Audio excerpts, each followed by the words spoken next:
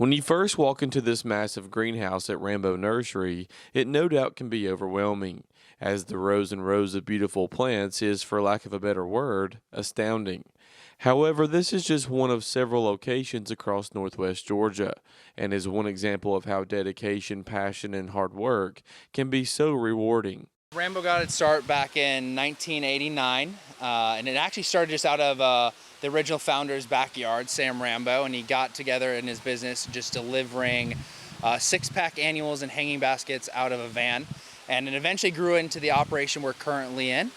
And then at Rambo Nursery here, we have over 1.5 million square feet covered of greenhouse space, and we predominantly supply Home Depot directly. And what we supply is annuals, perennials, ground cover, roses, shrubs. So pretty much the whole gambit of products. The process, however, isn't an easy one, as they work for years and years to grow the best plants they possibly can, working with industry partners to find the best suited genetics for their customers.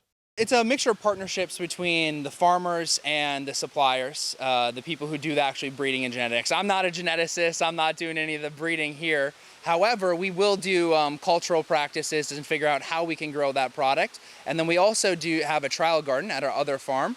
And that trial garden, we do a rigorous 2-year trial on new products before we bring to the market to make sure consumers really have the best genetic for them at home.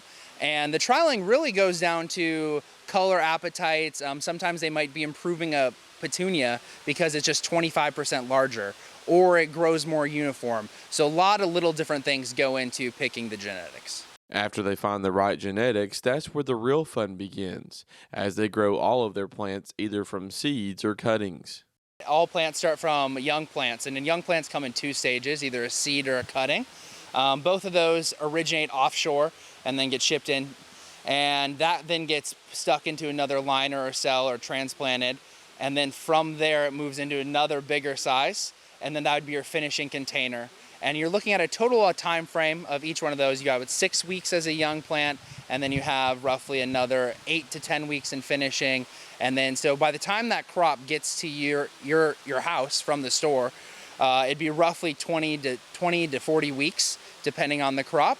As you would imagine, running an operation of this size with this many plants takes a lot of people, which is often their biggest challenge, which is why Bennett says the agriculture industry is one that kids should really consider going into, as there are a number of different ag-related jobs to choose from. There's not enough people who are interested in this, and there's plenty of career paths. Like, honestly, if you're a young person trying to go into an industry right now, farming is an industry for you.